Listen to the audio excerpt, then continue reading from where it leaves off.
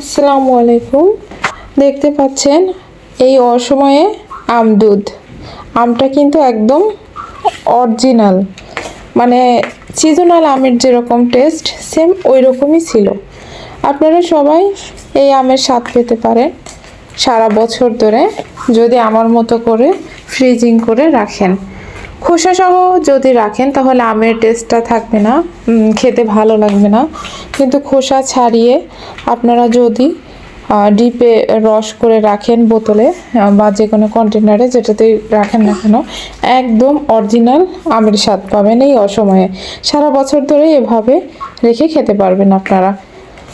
আসলে যখন সিজনাল সময় আমের, তখন তো আমের দামটা অনেক কম হয়, সেই সময় আমরা এভাবে রেখে থাকি।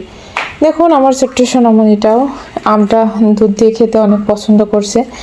তাকে দেখে বুঝতে পারছেন, সে মুখের সাথে তো লাগাইছে, সে তার জামা কাপড় সহ সোয়েটার সব ভিজে ফেলছে আম রস দুধ দিয়ে। সে যে কোনো ধরনের মিষ্টি খাবারই পছন্দ করে, যার কারণে সেই আম দুধটাও সুন্দর করে উপভোগ করছে।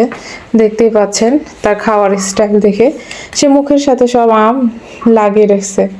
দেখেন এই রাত্রের বেলায় যে সব কিছু চেঞ্জ করে দিতে হয়েছে তাকে, তার এই অবস্থার জন্য।